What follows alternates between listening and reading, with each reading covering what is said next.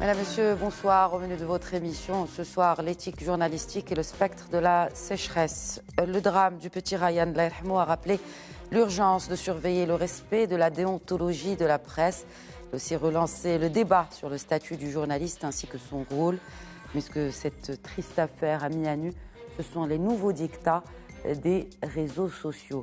Le Conseil national de la presse a relevé plusieurs violations à la charte de la déontologie du journalisme. Elles ont été commises, bien sûr, notamment par des journaux électroniques qui ont fait fi des principes humanitaires contenus dans la charte. Alors, nous allons en parler en compagnie de Younes Moujahid, président du Conseil national de la presse. En seconde partie de questions d'actu, eh bien, les craintes d'une année de sécheresse s'amplifient, toujours pas de pluie à l'horizon.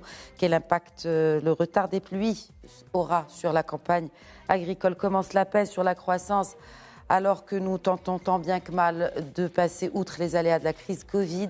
D'ailleurs, dans son dernier rapport, le Fonds monétaire international estime que l'activité économique au Maroc a récupéré l'essentiel du terrain perdu lors de la récession mondiale de 2020. En 2022, l'institution de Bretton Woods prévoit une croissance du PIB de 3%, la production agricole qui devrait revenir à des niveaux moyens et l'activité non agricole continuera, elle, de se redresser. Nous traiterons de la problématique et des moyens de la surmonter en compagnie de Driss Rissaoui, analyste économique à BNP Abou Arab, professeur universitaire. Ce sera donc en deuxième partie. Et cette première partie, j'ai le plaisir d'accueillir donc le président du Conseil national de la presse. Bonsoir Younes Moujahid, merci d'être avec nous. Bonsoir, merci pour l'invitation. Donc nous allons bien sûr parler de la couverture médiatique, du drame du petit Ryan pendant tous les jours où il était dans ce puits dans la région de Chefchaouen, bien sûr suite à sa chute accidentelle. Et bien sûr, cet épisode-là s'est tristement terminé par l'annonce du décès du petit Ryan, que Dieu ait son âme. Alors, cette tragédie, bien sûr, a été largement suivie, n'est-ce pas, sur les réseaux sociaux, grâce aux différents lives. Si on parlait de cette couverture, bien sûr, le Conseil a présenté un warning, on peut le dire, vendredi, donc la veille de samedi, donc de la fin de ce tragique drame. Quelle évaluation avez-vous fait de manière globale, nous irons bien sûr dans le détail, de la couverture médiatique de ce drame? Bon, je crois que ce qui était normal, c'est que, pas simplement tous les Marocains, mais je crois qu'il y a beaucoup de personnes à travers le monde qui ont suivi minute par minute ce qui se passe, parce que c'était un drame humain qui a été couvert. Et je crois qu'il y a une bonne couverture en général, parce qu'on ne peut pas dire que tout a été mal. Il y a des chaînes, il y a des radios, il y a des journalistes qui étaient là-bas, de la presse écrite, que ce soit papier électronique, etc. Je crois qu'il y a même des citoyens qui ont filmé, Alors, on ne peut pas dire que tout a été mal. C'est pour ça que nous, on a pu suivre ce qui se passe, on a eu de bonnes informations, on a eu des commentaires, etc. Mais dans tout cela, il y avait aussi des dérapages. Et c'est pour cela que nous, on a attiré l'attention le vendredi avec notre communiqué, parce qu'on a pas beaucoup, mais on a quelques instruments pour intervenir. Parmi les instruments, c'est le communiqué. Alors on a dit qu'il ne faut pas attendre peut-être qu'on va détecter ce qui se passe et on va essayer de voir est-ce que ça peut être poursuivi par la commission de la déontologie, ce qui va être fait. Mais on a dit qu'avant tout ça, il y a la possibilité de publier un communiqué et de lancer un appel à tous les médias pour le respect de la déontologie. Et on a détecté qu'il y a eu des dérapages, qu'on n'a pas respecté quelques principes de déontologie. Premièrement, il y avait les images, parce qu'on a vu qu'il y a qu'on passe des images sans prendre les mesures nécessaires qu'on prend normalement, qu'on doit prendre dans des cas similaires. La deuxième chose, c'est on a remarqué qu'il y a une exagération d'une politique, entre guillemets, je peux dire, de mercantilisme. Dans un cas de tragédie humaine, on a vu qu'il y a quelques-uns qui essayent de monter, le buzz, d'avoir plus de gens qui suivent, surtout les médias électroniques, etc. Ça, on l'a remarqué et on a vu qu'ils insistent. Le type de questions qu'ils posent, qui n'ont rien à voir avec le journalisme, la manière de filmer, la manière de suivre les gens, les parents de Rayyan, etc. Et c'est pour ça qu'on a dit que non, c'est pas comme ça qu'on doit travailler, c'est pas ça la presse, c'est pas ça la déontologie. Il y a des règles qu'on doit respecter. Et malgré justement ce communiqué qui a émané du Conseil national de la presse, n'est-ce pas ? Eh bien, certains organes, notamment électroniques, ont continué. Est-ce que vous pensez que finalement votre communiqué il a eu l'impact souhaité ? Je crois qu'en général, il a eu l'impact. Parce qu'il y a plusieurs confrères qui ont vu, oui, c'est vrai, on doit respecter la déontologie. Il y a quelques-uns qui ont insisté, qui continuent jusqu'à maintenant. Absolument. Et je crois que parce que nous, comme j'ai dit, on a des instruments, parce que c'est dans notre statut. On va soumettre tout cela en respectant une procédure. On est en train de travailler sur la procédure à la commission de la déontologie. Mais ce qui est vraiment lamentable, c'est que moi, je crois qu'il y a eu des réactions qui ont été très, très claires de la part de la société. Nous, en tant que conseil, on a reçu des plaintes, un peu de plus de 129 plaintes officielles de la part des Marocains et des Marocaines. Il y a eu beaucoup de commentaires dans les réseaux sociaux, etc., etc. Ça veut dire, moi, je crois qu'avant même qu'on arrive à cette possibilité de sanction de la part du Conseil national de la presse, les médias doivent écouter la société. Et je crois qu'ils doivent toujours faire l'évaluation de leur travail, de faire de l'autocritique si c'est nécessaire. Je crois que c'est comme ça qu'il y a une interaction avec la société, avec ce qui se passe. Parce qu'on travaille dans une société, normalement, on est en train d'émettre et de vendre, entre guillemets, un produit à la société. Si la société, ou une part de la société réagit mal, dit que non, c'est pas comme ça, je crois qu'on doit essayer de faire une évaluation, de voir comment on travaille, comment on doit évoluer. Est-ce qu'on a commis des erreurs? Parce que tous les gens peuvent commettre des erreurs.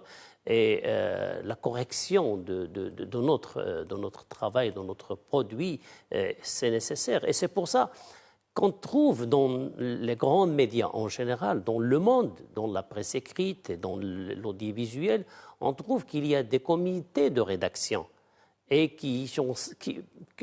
la majorité des fois, ils sont élus et ils travaillent, ils veillent sur la question de la déontologie.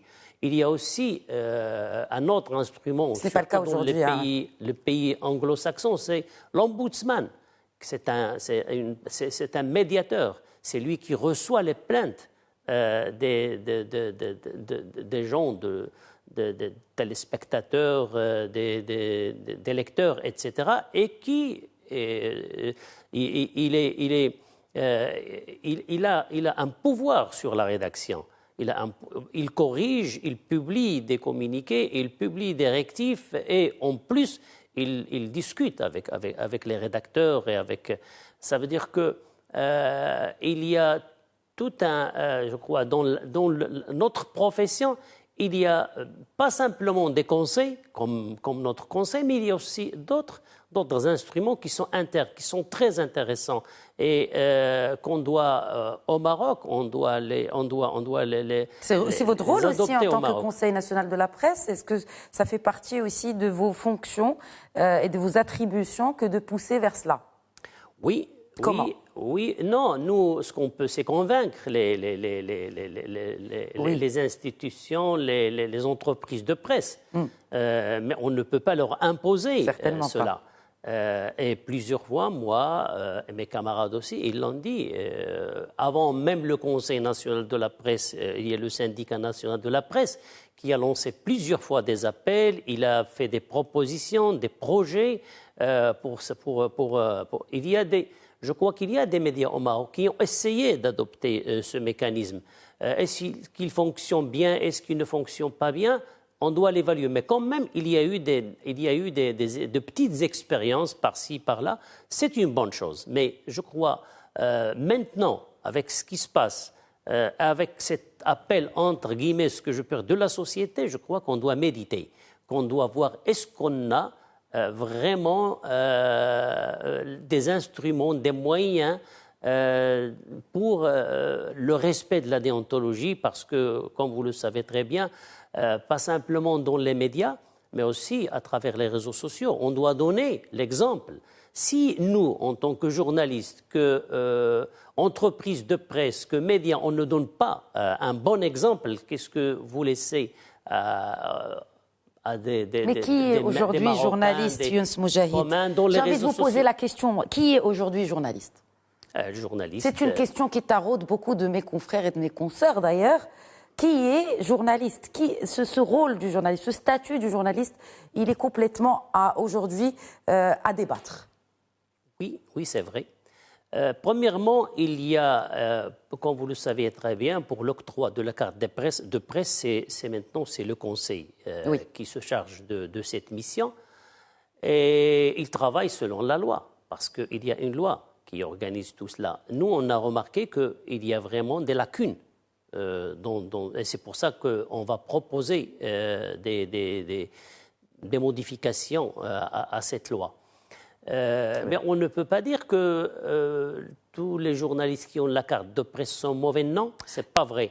Il y a la majorité mais certains qui détiennent la carte de presse sont loin, très loin. Quelques-uns, mais la majorité des journalistes respectent la déontologie.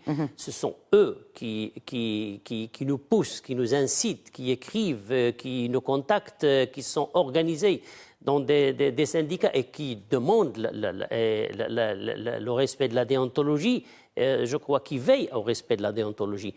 Alors maintenant, s'il y a des cas, je ne peux pas dire isolés, il y a des cas, c'est vrai, on doit travailler ensemble.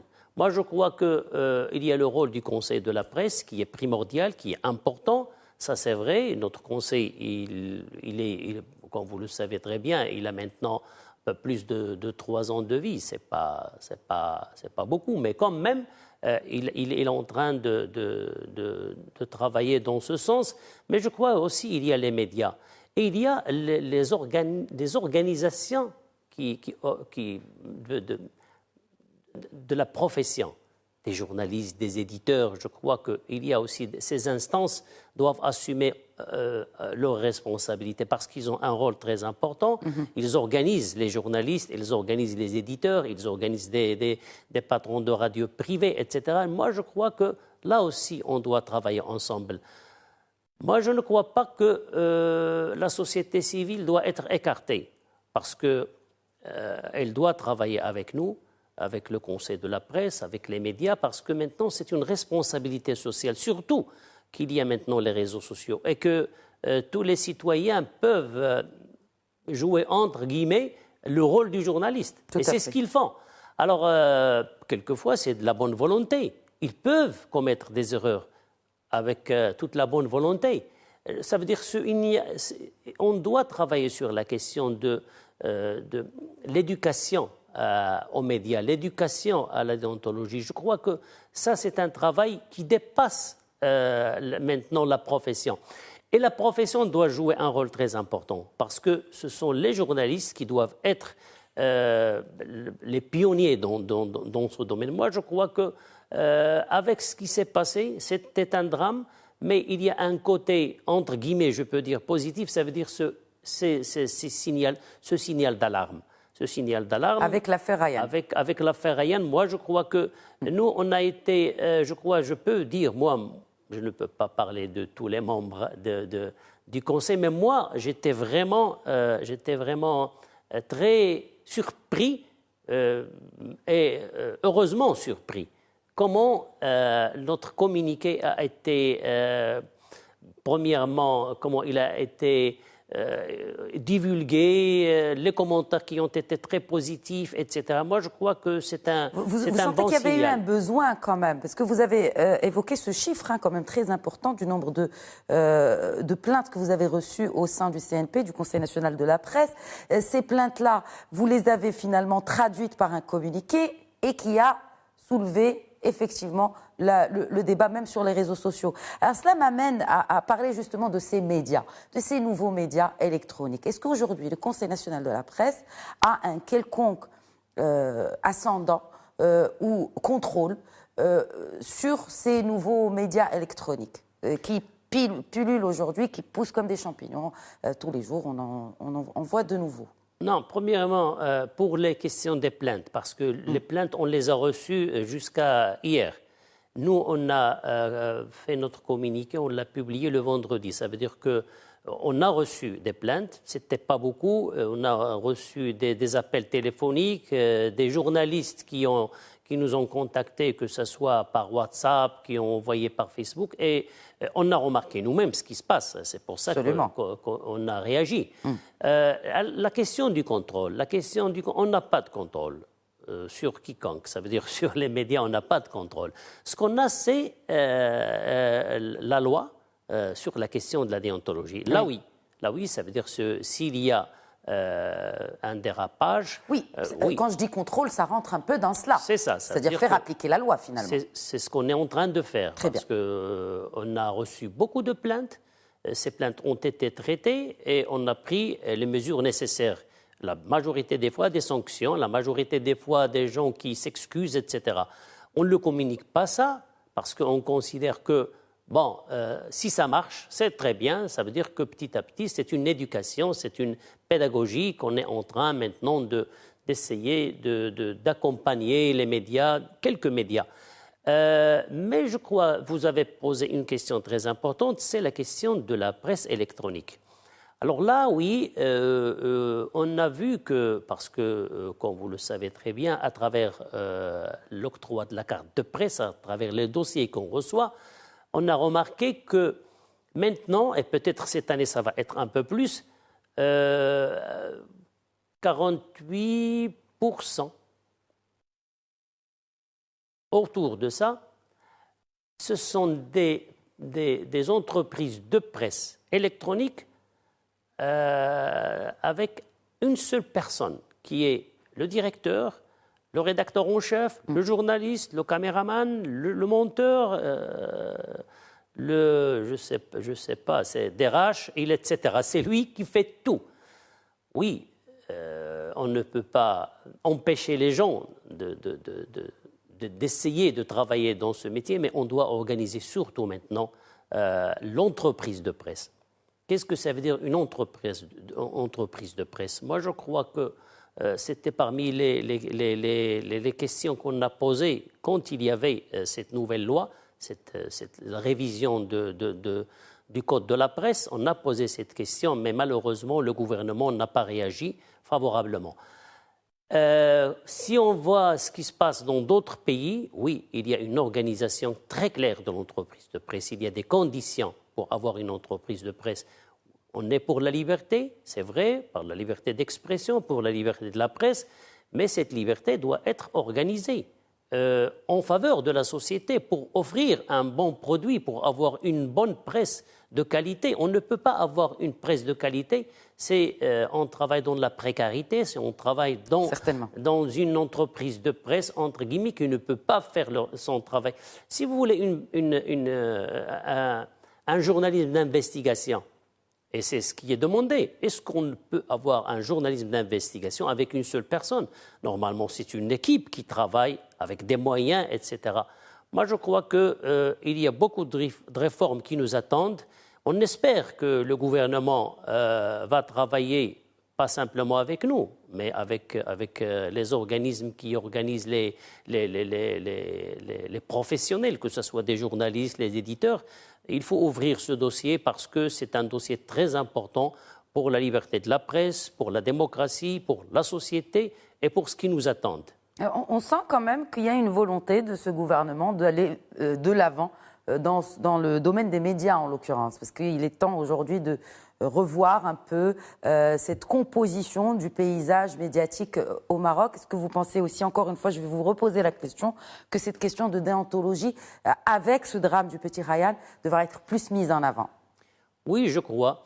Même du modèle économique de manière... De modèle économique, oui. c'est très important parce qu'il y avait une réunion dernièrement, il y avait une rencontre très importante avec le ministre qui est chargé de la communication, avec aussi M. Al-Qja qui est venu participer parce qu'il y a le ministère de l'économie, des finances, qui a une responsabilité, qui a une intervention, surtout avec la question des subventions. Absolument. Et il y avait une bonne discussion avec aussi le Conseil de la presse, avec les représentants des organisations de professionnels, journalistes, éditeurs. Et on a lancé un débat très important. On attend maintenant le retour. Normalement, on doit avoir un retour pour ça avec le gouvernement pour ouvrir ce dossier. Mais je crois qu'ils sont en train, d'après les informations qu'on a, le gouvernement est en train de travailler sur cette question pour continuer les réformes qu'on a commencées. J'espère que ça va aboutir. On est là, on est bien préparé, on doit travailler ensemble. Et je crois, comme j'ai dit, maintenant, c'est une demande de la société pour avoir une bonne presse. Est-ce que vous ne pensez pas aussi que c'est une demande de la société qui a fait que, ce genre de médias qui manquent un peu de déontologie ont autant proliféré ces dernières années? Il y a une demande. Oui, que les médias classiques ne trouvent pas leur place par rapport à cette demande. Et du coup, c'est un peu le serpent qui se mord la queue et on se retrouve avec une demande et une offre qui continue à se propager. Oui, je crois qu'il faut savoir que ce n'est pas simplement la société marocaine qui est en train de vivre maintenant cette transition, c'est à travers le monde. Ça veut dire que nous, on est devant un développement extraordinaire des technologies de communication. Ça va continuer. On ne sait pas comment sera le monde de demain. Ça, personne ne peut l'imaginer.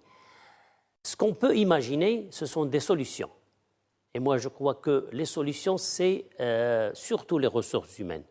Ça veut dire qu'il faut préparer les gens, pas simplement les journalistes, mais les citoyens aussi. Les citoyens, il faut les préparer parce que, comme vous le savez très bien, on ne peut pas maintenant arrêter ce développement de nouvelles technologies. On ne sait pas comment sera demain cette nouvelle technologie, qu'est-ce qu'elle va créer. Je ne crois pas qu'il y a des lois qui peuvent contrôler tout ça. Il y a eu beaucoup de tentatives, pas simplement au Maroc, mais avec la loi, on ne peut pas contrôler, entre guillemets. On peut contrôler à travers l'éducation.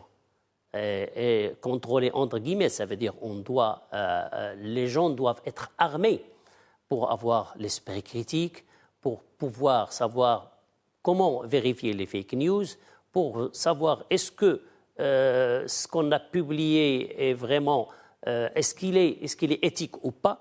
Est-ce que ce qu'on a publié a des fondements? Est-ce que les accusations qu'on a, par exemple, on a accusé quelqu'un ou une institution, est-ce qu'on a des preuves ou pas? C'est une éducation, premièrement, sur les questions des droits de l'homme, sur les questions de la liberté de la presse et surtout l'esprit critique. Moi, je crois qu'on attend maintenant le retour de la part du ministère de l'Éducation nationale, parce qu'on devait signer avec l'ancien ministre une convention pour commencer ce travail de l'éducation, sur les médias. J'espère que l'actuel ministre va répondre favorablement. On attend le retour, mais pas simplement avec ce ministère. Moi, je crois qu'on est en train de travailler sur un projet global avec plusieurs organismes, avec des médias, pour cette question de l'éducation Parce que, comme j'ai dit, oui, il y a le côté journalistique, mais il y a aussi le côté sociétal qui est très important. Après le communiqué, quelle est la prochaine étape du Conseil national de la presse par rapport à cette éthique journalistique? Bon, beaucoup de monde attendent les sanctions. Ce qui est logique. Hein. Enfin, on attend après effectivement avoir relevé autant de dérapages, c'est les sanctions, mais pas que, j'imagine. Oui, on a travaillé sur cette question, on a essayé de détecter les dérapages, mais il y a une procédure. Ça veut dire que c'est la majorité des membres du Conseil qui doivent accepter de transmettre tout ça à la commission de la déontologie. Très bien. C'est-à-dire, on est en train de travailler sur ça et je crois que c'est ce qui va se passer. Après, c'est la commission qui va statuer. On ne sait pas ce qu'elle va prendre comme mesure. La deuxième chose qui est très importante, c'est le projet. Ça veut dire c'est le grand projet maintenant de l'éducation. On va essayer de voir maintenant d'avoir des réunions avec les organisations des professionnels et avoir aussi des possibilités de coopération avec d'autres organismes qui peuvent être intéressés par cette question de déontologie, pas pour les journalistes, mais aussi pour toute la société. Parce que est-ce que vous pensez que la déontologie a sa place face au sensationnalisme et face au pouvoir du clic? Je n'ai pas de réponse parce que je ne sais pas ce qui va se passer. Mais moi, les prémices de ce qui peut se passer, c'est, je crois, cette réaction de la société marocaine. Je crois que, comme j'ai dit, moi, j'étais heureusement surpris. Et j'ai vu qu'il y a une conscience qui se développe. Il y a des citoyens qui disent basta, qu'ils ont l'esprit critique. On a reçu des commentaires, etc., qui démontrent que les gens connaissent, savent de quoi ils parlent, savent qu'est-ce que ça veut dire l'éthique, etc. Alors il y a toujours l'espoir. Et c'est pour ça qu'on est là, on est en train de travailler. Et ça vient de la société. De la société. Merci beaucoup Younes Moujahid, président du Conseil national de la presse. Merci d'avoir répondu à nos questions. Merci à vous. Et on souhaite un meilleur lendemain, n'est-ce pas, pour la profession. Merci. Merci. Et nous passons tout de suite à la seconde partie de questions d'actu. À tout de suite.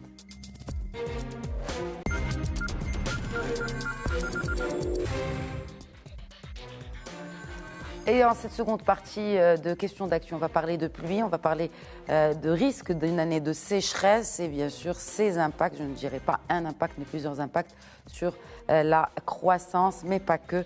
Nous en parlons donc ce soir en compagnie de Sidris Issaoui, analyste économique. Bonsoir Sidris. Bonsoir. Toujours un plaisir de vous recevoir.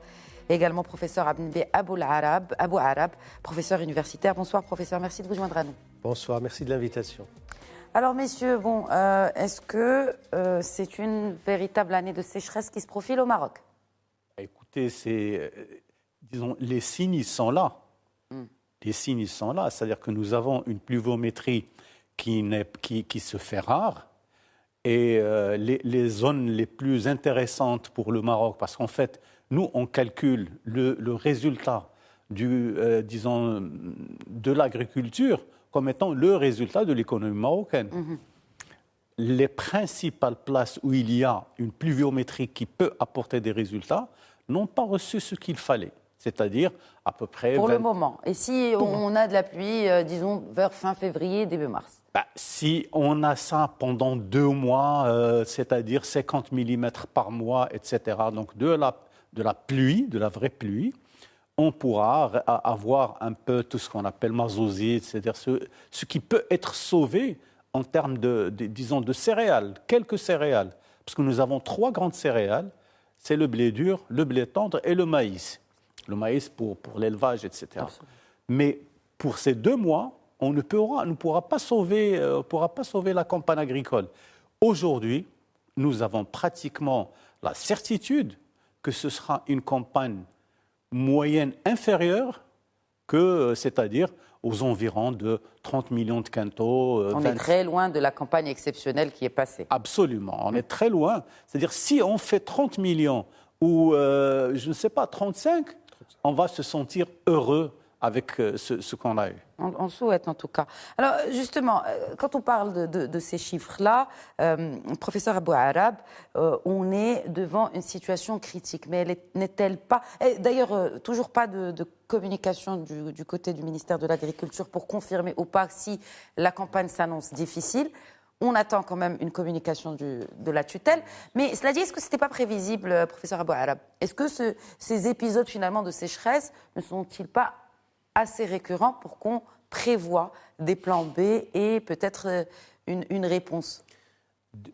Franchement difficile de prévoir parce que la loi de finances, elle démarre sa préparation bien avant le démarrage de la saison agricole. Donc le gouvernement a compté sur 80 millions de quintaux.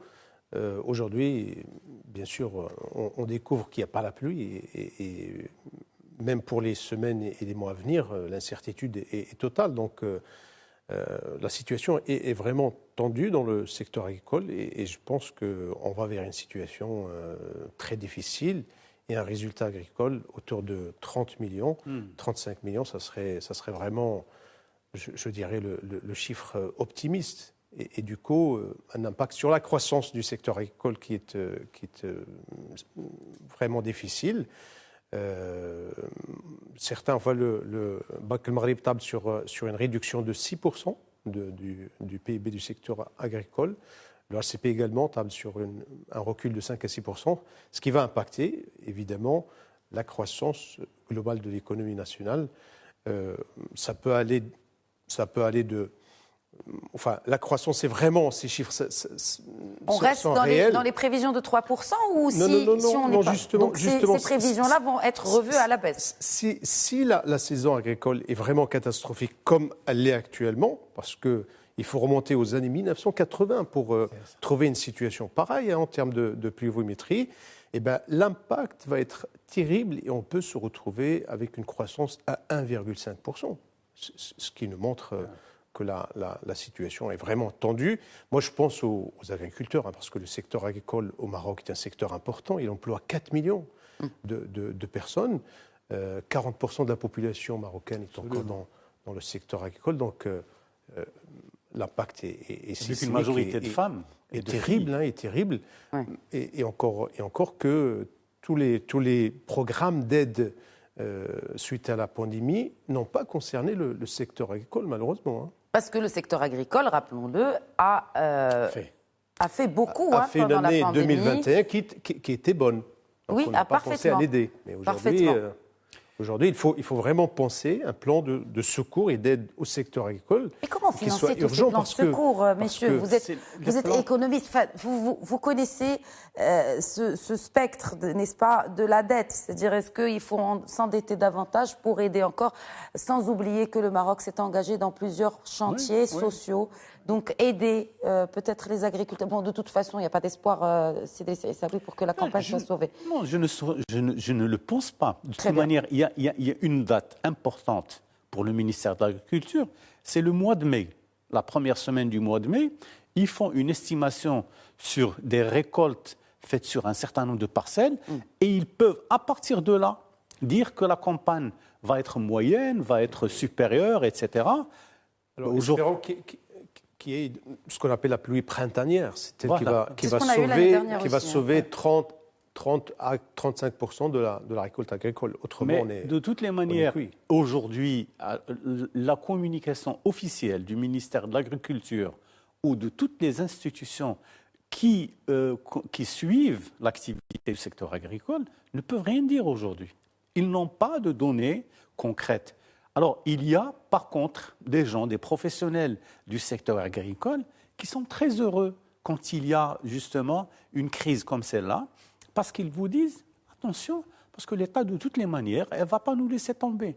Ils vont chercher de l'argent, ils vont distribuer, et cette manière de diffuser de l'argent dans le secteur agricole ne profite qu'à certaines personnes, que de manière directe. Ce n'est pas tout le monde, ce n'est pas monsieur et madame tout le monde au niveau du secteur agricole qui en profitent. Ce sont ceux qui ont la capacité de profiter des budgets de l'État, de tout ce que l'État peut mobiliser. Alors, je vais vous rappeler que quand il y a eu la grande crise durant les années 80, quand il y a eu Abdelrahman Yousfi, le gouvernement a trouvé une solution. C'est-à-dire, sachant que l'agriculture représente, elle est plus qu'exponentielle au niveau du taux de croissance, alors ils ont trouvé une solution et ils ont mobilisé de l'argent. Mais à l'époque, ce qui était calculé, c'était 9 milliards de dirhams pour chaque saison agricole qui était perdue. Alors comment le faire ? Est-ce qu'on va l'injecter sous forme de dons directs, etc. C'est là où on a commencé à acheter les citernes d'eau, équipements. Équiper, mais surtout donner les moyens aux agriculteurs d'injecter du revenu dans l'activité agricole de manière générale, ce qui n'était pas le cas quand on était dans des situations comme celle-là. Mais depuis 1980, la structure, n'est-ce pas, de l'économie marocaine a changé. Drissa Essaoui, professeur Abou Arab, la structure a changé, mais elle dépend toujours du ciel. Ça a changé relativement, parce que l'économie marocaine reste dépendante du ciel, de la clémence du ciel. C'est vrai qu'on a une dépendance aujourd'hui de plus en plus relative, parce qu'on a des secteurs exportateurs. Aujourd'hui, on a l'industrie automobile, on a l'aéronautique, on a l'électronique, mais le secteur agricole reste central. Il contribue à hauteur de 15%. Absolument. C'est un maximum. C'est un 15 maximum. À 17, enfin. Oui, voilà, ça dépend des années. Ouais. Mais à côté, il y a tout le secteur agroalimentaire, de l'industrie agroalimentaire, qui est dépendant également de l'agriculture. Et puis, il y a d'autres secteurs qui sont dépendants. Tout le secteur du commerce, par exemple des transports, du tourisme. Tout ça aussi dépend du secteur agricole. Donc, moi, je peux dire que le secteur agricole est au centre de l'économie nationale et qu'il y a un impact parfois qualitatif, diffus, difficile à mesurer, y compris en termes de confiance face à l'économie, à l'avenir. Quand il n'y a pas de pluie, eh ben, les Marocains, ils n'ont pas confiance. N'achètent pas, donc la consommation, donc, du coup, elle baisse. Oui. Et je peux vous dire que ces 2 derniers mois, conjugué avec la sécheresse, la fermeture des frontières, ça a eu un impact terrible sur l'économie. Sur le moral, peut-être, des ménages. Sur le moral et sur le commerce. Il n'y a pas eu de commerce. Tout le monde se plaint. Le tourisme, et regardez le tourisme, ils ont reçu un coup fatal au niveau de... Parce qu'en fait, le tourisme, c'est l'artisanat, c'est tout ce qui est économie solidaire et le commerce de manière générale. Parce qu'on n'a plus eu disons, même les Marocains n'ont pas pu faire le tourisme comme ils le souhaitaient. Parce qu'on n'a pas encore adapté les stratégies d'accueil des touristes aux besoins des Marocains et aux moyens, et à leurs moyens financiers. Donc, l'agriculture est là, elle est malade. Nous devons gérer tout cela. C'est vrai que vous avez raison, ça dure depuis les années 80. On sait que les cycles de sécheresse se répètent et pratiquement identiques à ce qu'ils étaient auparavant. Juste, détrompez-moi, ça fait deux bonnes années de pluie contre 3 années de sécheresse, ou comment cela fonctionne-t-il ? Alors sur 10 ans, on a à peu près 2 bonnes années, en pluviométrie, 4 moyennes années et 4 qui sont vraiment médiocres. Très bien. Mais ça, c'est un constat qui n'est pas très scientifique. De toutes les manières, les vrais agriculteurs, les céréaliers, etc., ils peuvent vous donner des cours sur tout ça. Ils peuvent remonter à l'indépendance, à l'aube de l'indépendance. Ça reste du qualitatif. Voilà, donc c'est des gens qui peuvent vous donner des chiffres exacts, mais les tendances sont ce qu'elles sont. Nous sommes un pays semi-aride. Il faut qu'on développe des stratégies qui sortent justement de cette logique d'une économie semi-aride pour développer des activités qui peuvent rapporter de l'argent. Ouais. Par exemple, au niveau de l'agriculture, nous avons tout ce qui est herbes aromatiques et médicinales. On peut développer... oui, mais ça fait niche quand même. En fait, il faut dire que la sécheresse aujourd'hui est un facteur structurel. Le Maroc aujourd'hui rentre dans une phase de stress hydrique quasiment permanent. Donc il faut que le pays, le gouvernement, établissent des stratégies. Est-ce que Génération Green, donc la nouvelle stratégie pour l'agriculture après le plan Maroc Vert, vous pensez qu'elle répond à cette urgence ? Bien sûr qu'il y a un aspect hydrique, le développement des barrages, tout ce qui est économie de l'eau. D'ailleurs, c'est dans le plan de développement qui est lancé aujourd'hui, en fait, on va vers ce qu'on appelle une facturation de la consommation d'eau. L'eau aujourd'hui a un prix, il faut la facturer à son juste prix, comme l'électricité, autre chose. Je pense que c'est vraiment nécessaire aujourd'hui, en face de ce qui se passe. Donc, il faut aller vers des stratégies qui permettent la maîtrise de la denrée rare qui est devenue aujourd'hui l'eau, grâce à des stratégies de mécanisation, de digitalisation. Pourquoi d'introduction de nouvelles, je dirais, pratiques par rapport à l'eau, par rapport au développement de l'agriculture de manière générale. Pourquoi pas ne pas sortir un plan stratégique par rapport aux plantations d'avenir qui prennent en considération le mixte, justement, stress hydrique, les terres dont nous disposons, les niches qui sont intéressantes par rapport à l'avenir, tout ce qui est aujourd'hui valeur ajoutée agricole. Qui ne consomme pas beaucoup d'eau. Et qui ne consomme pas beaucoup d'eau. Parce qu'avant, on parlait qu'on exportait de l'eau, n'est-ce pas vous? Absolument. De toutes les manières. Très bien, Est-ce que ça a changé depuis? Non, ça n'a pas changé. On est encore en train d'exporter de l'eau qui est un facteur très rare. La tomate. Voilà, la tomate, tous les produits que nous exportons. La pastèque, c'est une catastrophe. Vous savez qu'on est allé aux oasis qui manquent d'ailleurs. C'est la vraie frontière. C'est la vraie frontière entre le désert et le monde normal que nous vivons. C'est les oasis. Ils ont pompé l'eau des oasis, ils ont fait pousser des pastèques et ils les ont vendues à 1 dirham pièce. Et ce n'est pas possible. Aujourd'hui, je pense que la révolution qui doit se faire, c'est au niveau des êtres humains. Nous devons, oui, bien sûr, écoutez, il faut qu'on se révolte par rapport à nous-mêmes, que l'on se pose les vraies questions, que l'on se dise, attention, qu'est-ce qu'on veut faire de toutes ces denrées naturelles? Vous avez parlé du plan nouveau, le plan Maroc vert, mais c'est un plan qui est développé par rapport à des surfaces agricoles qui sont déjà pourvues en eau, c'est-à-dire qui sont irriguées ou en train d'être irriguées. On n'est pas dans ce qu'on a dit tout à l'heure, parce qu'en fait, l'agriculture marocaine, en grande majorité, parce que ce que représente l'irrigué au niveau national, même pas, on n'est même pas à 20%, même pas. C'est 1 million d'hectares, 1,2 million, 1,5 million. Sur 9 millions d'hectares. Sur 9 millions d'hectares. C'est pas grand-chose. Ce qui est énorme.